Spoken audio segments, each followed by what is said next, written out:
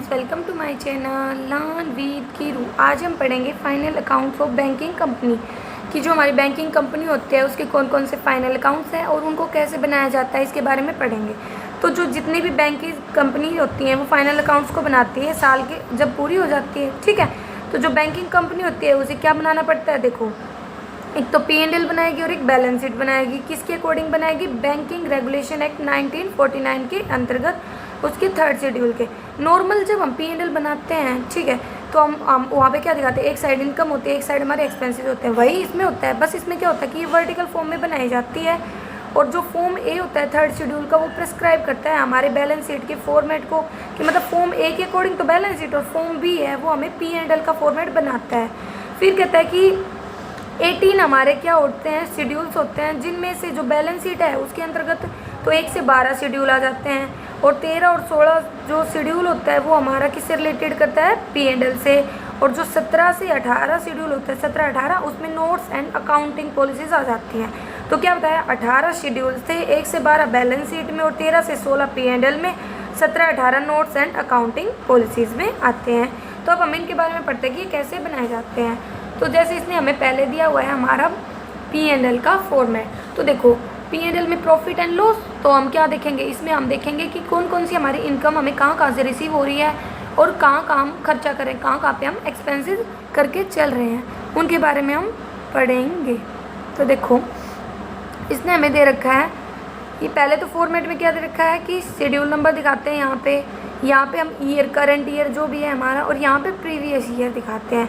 तो इनकम, फिर एक्सपेंडिचर आएगा, फिर प्रॉफिट एंड लॉस, मतलब इनकम में से एक्सपेंडिचर घटा के हमारा प्रॉफिट एंड लॉस आता है। लास्ट में एप्रोप्रिएशन बनाते हैं। वैसे और जितने भी हम P&L वगैरह बनाते हैं वहाँ पे हम ये नहीं दिखाते, लेकिन बैंकिंग कंपनी का जब हम P&L बनाते हैं तो वहाँ पे एप्रोप्रिएशन को हम दिखा के चलते हैं, ठीक है।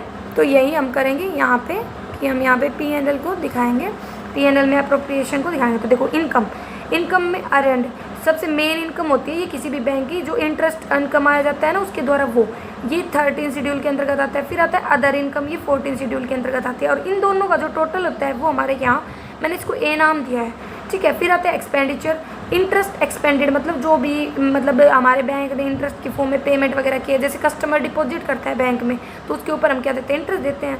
ऑपरेटिंग एक्सपेंसेस ये 16 शेड्यूल में आता है। प्रोविजन एंड कंटीजेंसी ये किसी भी शेड्यूल के अंतर्गत नहीं आते हैं। फिर इनका टोटल कर देंगे, ये हमारा बी हो जाएगा। फिर आता है प्रॉफिट एंड लॉस, तो हम नेट प्रॉफिट एंड लॉस निकालेंगे करंट ईयर का, फॉर द ईयर मतलब करंट ईयर। इसके लिए क्या करेंगे, ए में से हम बी को घटा देंगे, ठीक है।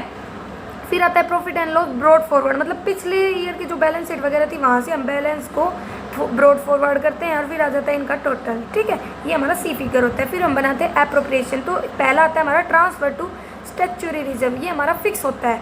ये कहता है कि जो हमारा स्टैट्यूटरी रिजर्व में हम ट्रांसफर करते हैं ये हमारा 25% होता है करंट ईयर के प्रॉफिट का। करंट ईयर का प्रॉफिट हमारा ये होगा, इसका 25% हमारा यहाँ पे आएगा। फिर transfer to other reserve, transfer to government and propose dividend, और बैलेंस कैरी फॉरवर्ड कर दिया जाएगा। फिर जो भी आएगा बैलेंस शीट में, ये होता है हमारा डी, ठीक है। तो हमारी ये मतलब बराबर सा होता है, ये जो होता है ये इनका बीच का डिफरेंस होता है, ठीक है।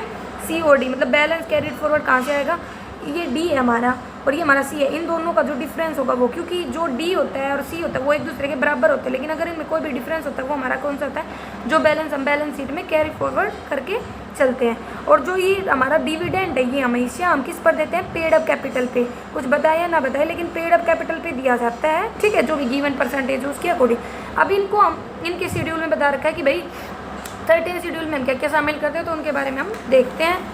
तो देखो इसने हमें दे रखा है कि जो हमारा इंटरेस्ट अर्न होता है वो मेन इनकम होती है किसी भी बैंक की। तो इसके अंतर्गत क्या क्या आता है, देखो इसमें आते हैं interest on advances and discount on bills, कि भाई जो भी एडवांस मतलब लोन वगैरह दिया था उसके ऊपर जो भी इंटरेस्ट वगैरह मिल रहा है, या जो हमने बिल को डिस्काउंट किया था वो सब, ठीक है। फिर आता है इनकम ऑन इन्वेस्टमेंट वगैरह की हो बैंक ने, उससे कोई इनकम वगैरह मिली हो। Interest on balance with reserve bank of India, भाई रिजर्व बैंक ऑफ इंडिया के साथ हमने कोई बैलेंस वगैरह रखा था उसके ऊपर कोई इंटरेस्ट मिला हो, या इंटर बैंक फंड्स पर कोई भी मिला हो, ठीक है। फिर आते हैं अदर इनकम में भी हम क्या करेंगे, देखो कमीशन, एक्सचेंज, ब्रोकरेज से कोई पैसा मिला हो बैंक को। Profit on sale of investment, और लॉस होता है तो उसको घटा देते हैं। ऐसे रिवैल्यूएशन ऑफ इन्वेस्टमेंट से कोई प्रॉफिट हुआ हो और लॉस को घटा देंगे। प्रॉफिट हुआ हो, हमने कोई लैंड को बेचा हो, बिल्डिंग को बेचा हो, या किसी अदर एसेट्स को बेचा हो, वो लॉस घटा देंगे। फिर आता है प्रॉफिट ऑन एक्सचेंज ट्रांजैक्शन, इसमें से लॉस को घटा देंगे। तो ये मतलब एक टाइप से कहता हूँ ये फिक्स होते हैं, हमें इनको याद करना पड़ेगा, ठीक है। फिर आते हैं इंटरेस्ट जो एक्सपेंडेड है, मतलब जो खर्चा है बैंक ने जो पेमेंट वगैरह की है।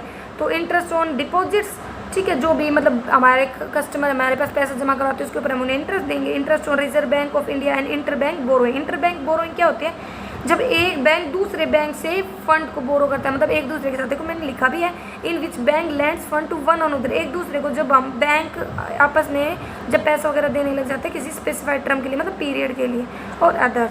फिर आता है हमारा 16 शेड्यूल, ठीक है, तो इसको बोलते हैं हम ऑपरेटिंग एक्सपेंसेस। इसमें क्या आता है, payment to and provision for employees के लिए, अगर हमने एम्प्लॉयज़ को कोई पेमेंट किया उनके लिए कोई प्रोविज़न वगैरह बनाया है। Rent, taxes and lighting, printing, stationery, advertisement, publicity, depreciation on bank property, तो ये सब आएंगे, आपको इनको याद करना। अब हम इनके बारे में डिटेल में पढ़ते हैं कि इंटरेस्ट अर्न में क्या क्या आते हैं, उनका मीनिंग वगैरह, क्या क्या उनके लिए रूल्स रेगुलेशन है उनके बारे में। तो पहला दे रखा है हमें इंटरेस्ट अर्न। तो जो इंटरेस्ट अर्न होता है वो बैंक की मेन इनकम होती है। इसको देखो, इसके अंतर्गत आता है interest on advances and discount on bill. तो इंटरेस्ट ऑन एडवांसेस मतलब देखो, जो ज़्यादातर बैंक होते हैं वो अपनी इनकम कमाते हैं किससे, जो भी पैसा उन्होंने लोन के रूप में दिया अपने कस्टमर्स वगैरह को, जो भी उसके पास आते हैं, ठीक है, मतलब क्रेडिटर हो गए वो, उसके लिए जैसे कैश क्रेडिट दिया, डिमांड लोन दिए, ओवरड्राफ्ट वगैरह, टर्म लोन, तो उसके ऊपर वो क्या चार्ज करता है, इंटरेस्ट वगैरह चार्ज करता है, ठीक है, तो उससे जो इनकम मिल रही है। फिर आता है इनकम ऑन इन्वेस्टमेंट, अगर बैंक ने किसी भी प्रकार की कोई भी इन्वेस्टमेंट की है बाहर, उसके ऊपर जो भी इंटरेस्ट या डिविडेंड मिल रहा है उसे, ठीक है। Interest on balance with reserve bank of India के पास अगर कोई बैलेंस वगैरह उससे कोई इनकम मिल रही है, अदर्स, ठीक है, कोई भी इनकम हो। फिर आती है अदर इनकम। अदर इनकम में आते हैं हमारे कमीशन, एक्सचेंज और ब्रोकरेज। इसमें आते हैं जितने भी रिम्यूनरेशन वगैरह है जो बैंक जैसे सर्विस देता है हमें अलग अलग प्रकार की, जैसे बैंक हमारे लिए चेक भी एक्सेप्ट करता है, ठीक है, बैंक हमारे पैसे एक खाते से दूसरे खाते में ट्रांसफर भी करता है, हमें लॉकर वगैरह के पैसे, मतलब बहुत सारी सर्विसेज देता है। उसके बदले जो भी कमीशन वगैरह ब्रोकरेज वगैरह चार्ज करता है, वो के लिए जो भी इनकम होगी वो भी हमारे किसके अंतर्गत आएगी, 14 शेड्यूल के अंतर्गत। प्रॉफिट इन्वेस्टमेंट पे हो और इसमें से लॉस घटा देंगे, ठीक है। रिवैल्यूएशन, इन्वेस्टमेंट की रिवैल्यूएशन पे अगर कोई प्रॉफिट हो रहा है, लॉस को इसमें से घटा देंगे, ठीक है। फिर ऐसे लैंड, बिल्डिंग वगैरह अदर एसेट्स पे कोई प्रॉफिट है, इसमें से लॉस को घटा देंगे। फिर आता है प्रॉफिट ऑन एक्सचेंज ट्रांजैक्शन, इसमें से लॉस को घटा देते हैं। एक टाइप से होती है, इसमें वो सारी इनकम आ जाती है जो फॉरेन एक्सचेंज के थ्रू अर्न की जाती है, कमीशन वगैरह और एंड जो भी चार्जेस वगैरह है फॉरेन एक्सचेंज के, ट्रांजैक्शन वगैरह, ये सब आते हैं। इंटरेस्ट अर्न बाय वे और डिविडेंड के थ्रू अगर कोई इंटरेस्ट वगैरह अर्न किया है, ठीक है, किसी सब्सिडरी कंपनी से, ज्वाइंट वेंचर, मतलब जब मिलकर दो लोग बिजनेस वगैरह करते हैं, ठीक है, वो सब मिसक्लेनियस इनकम।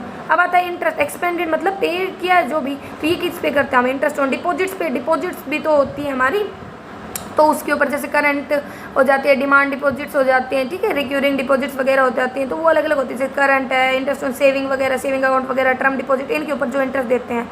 और इंटरेस्ट ऑन बोरोइंग, अगर रिजर्व बैंक ऑफ इंडिया से हमने कोई बोरोइंग की है उस पर हम इंटरेस्ट वगैरह दे रही है, अदर जो भी बोरोइंग है।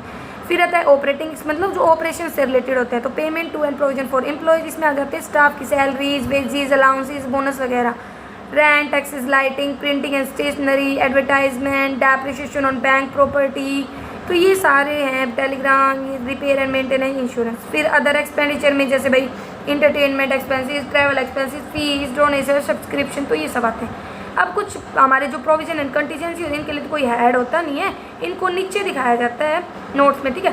फिर कुछ गाइडलाइंस दे रखी है, जब भी हम प्रैक्टिकल प्रॉब्लम्स को सोल्व करते हैं तो जितने भी शेड्यूल वगैरह होते हैं उनको क्वेश्चन में दिखाना होगा, P&L अकाउंट के और बैलेंस शीट के, और जो भी अमाउंट होगी पर्टिकुलर आइटम की वो इंक्लूड की जाएगी उस शेड्यूल के अंतर्गत, अगर क्वेश्चन में भी नहीं बताया है। मतलब उसको अगर देखो हमें पता है हर शेड्यूल के अंतर्गत कुछ आइटम है, तो जो अमाउंट होगी हम उस शेड्यूल के आइटम के अंतर्गत उस अमाउंट को लिख देंगे। अगर वो अमाउंट हमें नहीं दे रखी तो हम उसको इग्नोर कर देंगे, ठीक है। कंपैरेटिव फिगर दिखाते हैं, मतलब प्रीवियस ईयर के, एक तो हमारा प्रीवियस ईयर का डाटा होता है, करंट ईयर का डाटा होता है, ठीक है।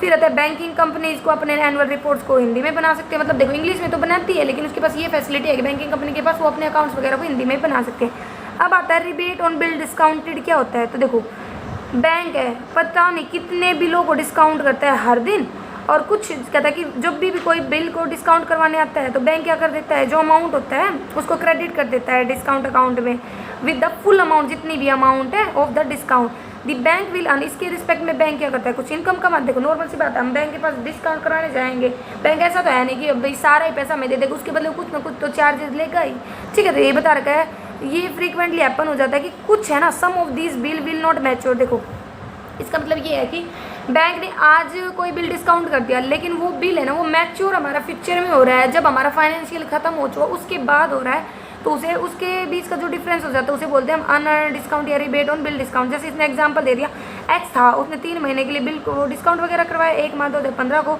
ठीक है, बैंक ने 600 रुपये चार्ज किए, लेकिन ये तो 31 मार्च को तो हमारा अकाउंट क्लोज हो गया, लेकिन जो मैच्योरिटी पीरियड था वो 31 मई को आ रहा था, तो जो 600 रुपये थे हमने उसको बांटा, तो 200 रुपये हमारे 2 महीने के हिसाब से आ रहे हैं, तो 400 रुपये अभी भी बच गए। तो यही बोल रखा है कि ये अमाउंट हमारी उस टाइम पे मैच्योर नहीं हुई, तो इसको हम बोलेंगे इनकम रिसीव, लेकिन हमें मिल तो गई लेकिन हमने अभी तक कमाई नहीं है, इसी बोलते हैं रिबेट ऑन बिल डिस्काउंटेड या एक्सपायर्ड डिस्काउंट या डिस्काउंट रिसीव्ड इन एडवांसेस, ठीक है। तो ये सब इसने बता रखा है। तो ये हमारा P&L का फॉर्मेट वगैरह था। आपको यहाँ पर भी कोई भी कन्फ्यूजन हो तो आप कमेंट करके पूछ सकते हैं। मेरी वीडियो कैसी लगी इसे कमेंट करके जरूर बताएं, इसे लाइक करें, सब्सक्राइब करें, शेयर करें। Thank you.